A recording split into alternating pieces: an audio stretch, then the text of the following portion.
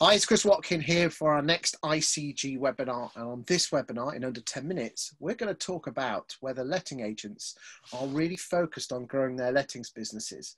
With lettings at an all-time high, how importantly do you regard your lettings department? And are we too focused on the sales, especially with the market is at the moment? Ed, you've been there, done it.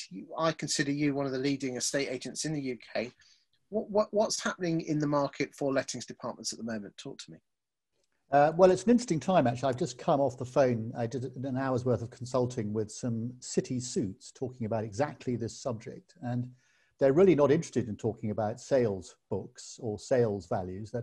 All they're interested in is lettings. And of course, what one forgets is at a time when we're talking negative interest rates, the value of the annuity income that a lettings book produces is absolutely huge. I mean, 10 years ago, people were selling their lettings books at what, 1.1, 1.2, 1.1 times turnover. Now it's anything up to 1.7 times turnover and more. And I think anything that produces this sort of annuity income, if you're not in it, I think the 08-09 crash made a lot of people realize that they had to be in this. COVID, is obviously another ball game where perhaps sales has got very, very busy for a bit and people have ignored their lettings book. And I think they ignore their lettings at their peril. I think it's an absolutely vital part of the future for any estate agent. Isn't it interesting that the prices did go up to about 1.5, and then when we had the tenant fee ban, she dropped? It sounds like they're coming back up again because of the regular income. Well, I think it would be, I can't believe they're not going to go up because interest rates ain't going to go up and they're only going to go negative. So what is that annuity income worth? A fortune. There you go. So really, if there's some London letting agents that want to sell their books, there's going to be plenty of people with money behind them to allow them to buy other agents' books. Might be a good time to get out of lettings if you want some cash. Okay, so if we can all agree that lettings books are important because it generates the cash, and let's be honest, 2021 is going to be a tough market for a estate agency. How do we grow our business? So let's go and ask Heather from Spectre. Heather, how do we grow a lettings business? Yeah, it's a really good question. It's something that I've spoken to a lot of agents about recently. And the question that I always ask them is, do you dedicate the same time and resource trying to grow your lettings business as you do your sales business? And pretty unequivocally, the answer is actually no. So I think the time, as Ed has just said, is that focus really needs to be, equal, at least right now. Equal spend, equal time, equal resource, looking at growing your lettings portfolio. And I think now is actually a perfect time to do it, because with everything that we've gone through, a lot of landlords out there are a little bit nervous, a little bit jittery, a little bit concerned about what's coming. So now is the time. If you're an agent, you've got everything together on the letting side, you need to be getting in touch with these people and letting them know that you're a safe pair of hands. And there are tools now that do that, but try and not, if your lettings portfolio is growing organically, you're doing the hard work anyway. You're obviously looking after what you've already got. So go out and let people know that is what you're doing, basically. Okay, but what specifically can Spectre do to help letting agents grow their businesses?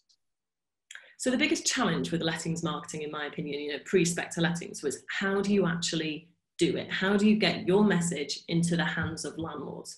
And that is the problem that we've solved with Spectre lettings. So we identify the properties, we help identify the landlords so that agents can get their message to the right people at the right time. Because often there's a lot of apathy as well from landlords. They'll maybe use the same agent over and over again just because they're there and they're already with them. But actually, if that landlord is feeling let down, and a lot of them were during COVID, they couldn't get in touch with their agent, they had lots of questions and concerns, then, now is the right time to be getting in touch with them, basically. How the hell do you get hold of the landlord when the land registry certificate says the landlord lives at the property? Well, we have a couple of tricks. So we have a direct land registry integration, and we've built a feature called investment properties, and we identify where a property has been bought and then let out within 6 months of being bought. So that is 62% more likely to give you a different address. And with the land registry integration that we've got, which is cheaper than buying it from the land registry directly, you can just click a button and then it populates with the landlord's details. Excellent. Is there any other tips you've got for helping letting agents grow their business? Yeah, and this actually goes for everything right now, but we did quite a bit of analysis recently in terms of looking at our clients who seem to be doing extremely well versus potentially not so well at the moment. And what my overarching or overarching findings were is that those agents who have updated their marketing message, whether it's, you know, via Spectre, whether it's on the website, as I'm sure Ben could say, whatever channel it might be, reference what is going on right now. People want to know that you know what you're talking about, and they want to get, you know, a trusted opinion. So refresh your marketing content, make sure it's relevant to the current situation. There's tons to talk about, and just invite them for a chat. That's what I would say is we are seeing working very well at the moment. I certainly believe that landlords are looking for a home to put their property, and they're attracted to things that attract them. And that's why I think you're absolutely right. But I think it's more, Chris, I think it's more dangerous than that for agents. I think this, for some agents, this is existential. You're looking at a Section 24 or a post-Section 24 environment where for a lot of landlords, the only way they can maintain income or yield is to get rid of their estate agent. And the thing about the landlord, particularly about the lettings market, is it's been a much faster adopter of tech.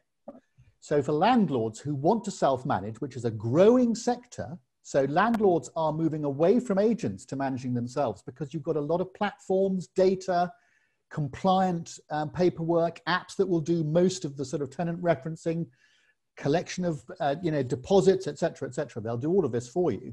So for a lot of estate agents, if they don't adopt this tech that the individual landlords are using themselves, and Spectre is one of those, they are going to find themselves left behind. So I believe this is not just about growing your portfolio. I think this is existential as well. I protect what you've got. Ed's hit the nail on the head there, and I think that message needs to go across to landlords as well. Yes, there is some tech that landlords could use to cut the agent out, but actually, this is the regulatory minefield. Are you sure you want to be managing this yourself? And explain that to them. Tell them how many, you know, things that they have to comply with, you know, in your marketing or when you're on the phone with them. Definitely. At the end of the day, people employ a letting agent to take all the hassle and stress, and we need to, you know, sometimes we make it look too easy, you know, and I think sometimes, well, we do, don't we? But just because it looks easy doesn't mean it's easy. And I think we need to tell these landlords exactly what we do for our money to prove our money. So I think we'll leave it to that unless anyone else got anything to say. Okay, so thanks very much, ladies and gentlemen of UK Lettings and Estate Agency World. I hope you've enjoyed this week's ICG webinar, and we'll see you on the next one where we'll be talking about other interesting things about UK estate and letting agency. So I'll see you on the next one. Thanks very much. Say goodbye, everyone.